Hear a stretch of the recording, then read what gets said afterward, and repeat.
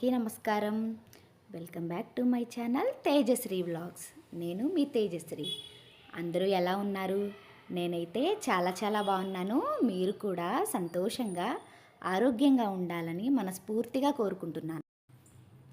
నా వీడియోస్ మీకు నచ్చితే తప్పకుండా లైక్ చేయండి. మీరు చేసే లైకే నాకు మోటివేషన్ అవుతుంది. ఈరోజు నేను ఒక మంచి వ్లాగ్ని అయితే షేర్ చేయబోతున్నాను. హెల్దీ రెసిపీస్ని నేను మీకు షేర్ చేయబోతున్నాను. వీడియో స్కిప్ చేయకుండా చివరి వరకు చూసి వీడియో నచ్చితే తప్పకుండా లైక్ చేయండి. ఇంతవరకు ఛానల్ని సబ్స్క్రైబ్ చేసుకుని వాళ్ళు ఎవరైనా ఉంటే ష్యూర్గా సబ్స్క్రైబ్ చేసుకోండి. ఈ వ్లాగ్ అయితే థర్స్డేది ఫ్రైడేది అనమాట. ఈ శ్రావణ మాసంలో మనకి ఇంకా 2 శుక్రవారాలే ఉన్నాయి. ఈరోజు ఫ్రైడే కదా, అందుకని చెప్పి నేను గడపకి పసుపు పెట్టి కుంకుమ అయితే పెట్టాను. ఇంటి ముందు కూడా నేను శుక్రవారం ముగ్గు అయితే పెట్టేసుకున్నాను. మార్నింగే పెట్టేసుకున్నాను అనమాట. ఫ్రైడే మార్నింగే చాలా పని ఉంటుంది కదా. మార్నింగ్ లేచి ఇల్లు క్లీన్ చేసుకోవడము, ముగ్గు పెట్టేసుకోవడము, ఇంకా ఇవన్నీ కామన్ కదా ఫ్రైడే. దానిలో భాగంగానే నేను ఇలా గడపకైతే బొట్లు పెట్టేసుకుంటున్నాను. కుదిరినంత వరకు నేను ప్రతి ఫ్రైడే కంపల్సరీ నేను ఇలా గడపకి పసుపు రాసి కుంకుమ బొట్లు అయితే పెడతాను. ఖచ్చితంగా అవి 4-5 డేస్ అయితే ఉంటాయి. గడపకి కుంకుమ బొట్లు పెట్టిన తర్వాత నేనైతే ముగ్గుతో ఇలా అలంకరించుకున్నాను. గడపకి ఆ చివర ఈ చివర పూలు కూడా పెట్టేశాను. ఇంటి ముందైతే నేను ఇలా ముగ్గు అయితే పెట్టేసుకున్నాను. ఈరోజు ఫ్రైడే కదా, అందుకని ఇలా నేను ముగ్గు అయితే పెట్టుకున్నాను. ఆ తర్వాత నేను ఇలా సింపుల్గా పూజ అయితే చేసేసుకున్నాను అనమాట. నేనైతే మా పిల్లలు నిద్ర లేచేసరికి నా పూజనైతే నేను కంప్లీట్ చేసేసుకుంటాను.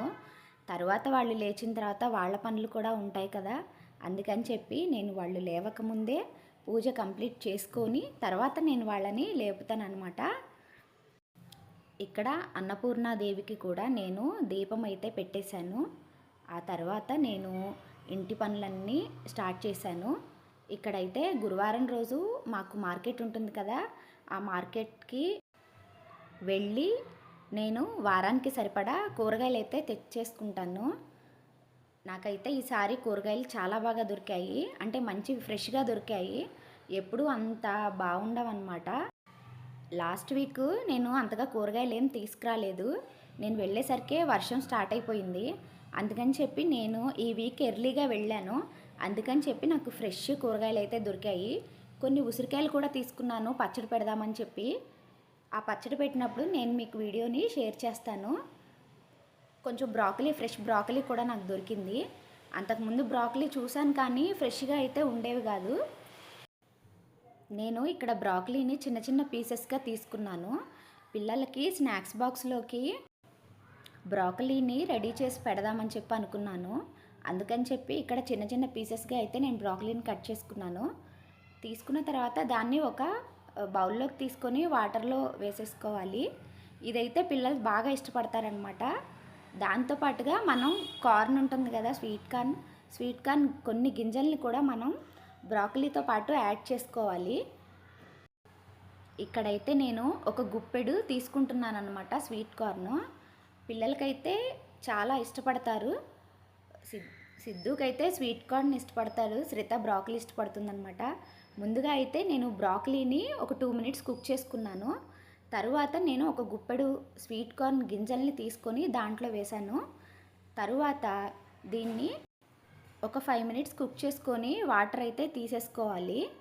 తరువాత ఒక బాండీలో కొంచెం ఆయిల్ వేసుకొని ఆ ఆయిల్ కొంచెం హీట్ అయ్యాక కొన్ని ఉల్లిపాయ ముక్కల్ని అయితే మనం వేసుకోవాలి. ఆ ఉల్లిపాయ ముక్కలు మనకి కొంచెం వేగిన తర్వాత, కొంచెం వేయించాలి చాలు. వేయించిన తర్వాత మనం ముందుగా బాయిల్ చేసుకున్న బ్రాకలీ, స్వీట్ కార్న్ మొత్తం దాంట్లో వేసేసుకోవాలి. ఒకసారి మనం కలుపుకోవాలన్నమాట. దీన్ని మనం ఒక 2-3 మినిట్స్ కుక్ చేసుకోవాలి. ఎందుకంటే ఆ బ్రాకలీ, స్వీట్ కార్న్లోంచి మనకు వాటర్ అయితే రిలీజ్ అవుతుంది కదా. అది రిలీజ్ అయిన తర్వాత మనం కొంచెం సాల్ట్ యాడ్ చేసుకోవాలి. దాంతోపాటు కొంచెం పెప్పర్ పౌడర్ కూడా యాడ్ చేసుకోవాలి. మీకు ఇష్టమైతే కారం కూడా యాడ్ చేసుకోవచ్చు. నేనైతే స్కిప్ చేస్తున్నాను, పిల్లలు తినలేరని చెప్పి. పెప్పర్ పౌడర్ చాలని చెప్పి నేను అంతవరకే వేస్తున్నాను.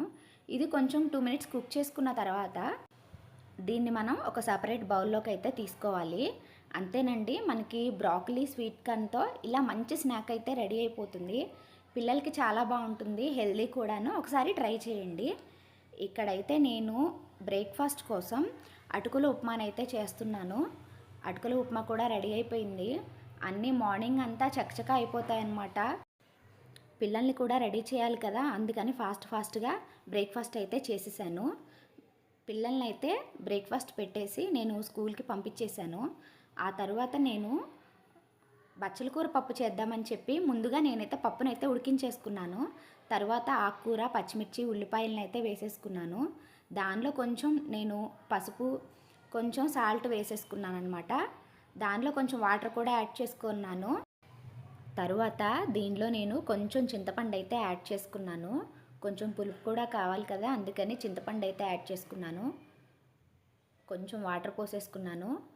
అది కుక్ అయిన తర్వాత మళ్ళీ ఇప్పుడు పోపు అయితే పెట్టేసుకున్నాను అనమాట.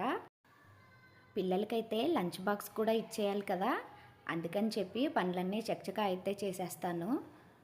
ఇక్కడైతే నేను ఇప్పుడు పోపు అయితే పెట్టేసుకున్నాను. అంతే, బచ్చల కూర పప్పు కూడా నాది రెడీ అయిపోయిందనమాట. తర్వాత నేను బీట్రూట్ కర్రీ కూడా చేశాను. బీట్రూట్ కర్రీ కూడా నేను సింపుల్గానే చేశాను. నేనైతే బీట్రూట్ కర్రీ చేసినప్పుడల్లా నేనైతే చపాతీలు చేసేదాన్ని, కానీ ఈరోజైతే నేను అవి చెయ్యట్లేదు. పిల్లలైతే లంచ్ బాక్స్లోకి చపాతీ అయితే అడుగుతున్నారు, కానీ ఒకటంటే ఒకటే తింటున్నారు. అది కూడా ముక్కలు ముక్కలుగా చేసి కొన్ని పీసెస్ పక్కన పడేసి ఒకటి మాత్రమే తింటున్నారనమాట. రైస్ కూడా స్కిప్ చేస్తున్నారు, పెరుగన్నం కూడా తినట్లేదు. అందుకని చెప్పి నేను చపాతీని అయితే వాళ్ళకి పెట్టనని చెప్పాను, మళ్ళీ చేస్తాను అని చెప్పాను అనమాట. ఇక్కడైతే లంచ్లోకి నేను కొన్ని ఊరమిరపకాయలు, అప్పడాలు అయితే వేయించుకున్నాను. ఇక్కడ నేను ఇడ్లీ కోసం అని చెప్పి రాగులు, మినపప్పు ఇవైతే నానబెట్టుకున్నాను అనమాట. తర్వాత ఈవినింగ్ నేను బచ్చల కూర పప్పు ఉండిపోయింది కదా, అందుకని చెప్పి నేను రాగి ముద్ద అయితే చేద్దామని చెప్పి అనుకున్నాను. ఇక్కడ నేను రాగి ముద్ద కోసం నేను రాగి పౌడర్ని అయితే తీసుకున్నాను.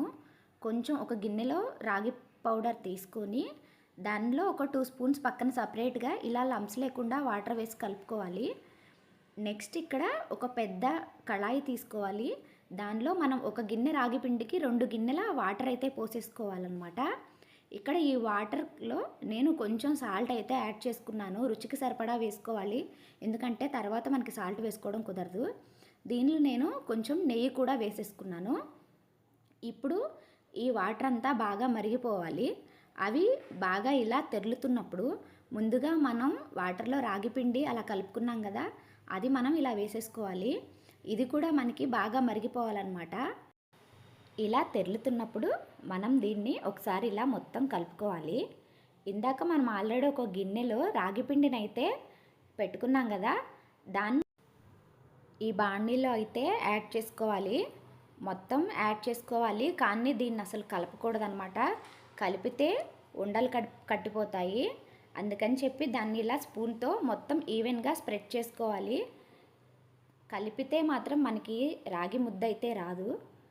నాకు స్టార్టింగ్లో అసలు వచ్చేది కాదు, తర్వాత నేను నేర్చుకున్నాను. ఇలా కాసేపటి తర్వాత మనకి ఇలా వాటర్ అయితే పైకి ఇలా తెరులుతూ ఉంటాయి. ఆ టైంలో మనం ఇలా, నేనైతే ఇక్కడ చల్లకవం ఉంటుంది కదా, దాంతో అయితే ఇలా నేను కలుపుకుంటున్నాను. కొంచెం టైం పడుతుంది, కానీ కలుపుకోవాలి ఇలా. ఈ ప్రాసెస్ అంతా మనకి సిమ్లోనే జరగాలి. అలా మొత్తం కలుపుకున్న తర్వాత మూత పెట్టేసుకున్నాను. ఒక 2 మినిట్స్ అలా కుక్ అవ్వనివ్వాలి. కుక్ అయిన తర్వాత మనకి రాగి ముద్ద అయితే రెడీ అయిపోతుంది. ఇప్పుడు దీన్ని మనం సర్వ్ చేసుకోవచ్చు. చూసారా ఎంత బాగా రెడీ అయిపోయిందో. ఇంతేనండి, చాలా ఈజీ. నాకైతే స్టార్టింగ్లో అసలు వచ్చేది కాదు, ఇప్పుడైతే బాగానే చేస్తున్నాను. ఇలా మనకి రెడీ అయిపోతుంది. చూసారా, చాలా అంటే చాలా బాగుంది. ఇంతేనండి ఈరోజు నా వ్లాగ్. నా వీడియో మీకు నచ్చినట్లయితే తప్పకుండా లైక్ చేయండి, మా ఛానల్ని సబ్స్క్రైబ్ చేసుకోండి. మరో మంచి వీడియోతో మళ్ళీ కలుద్దాం. అప్పటిదాకా అందరికీ బాయ్.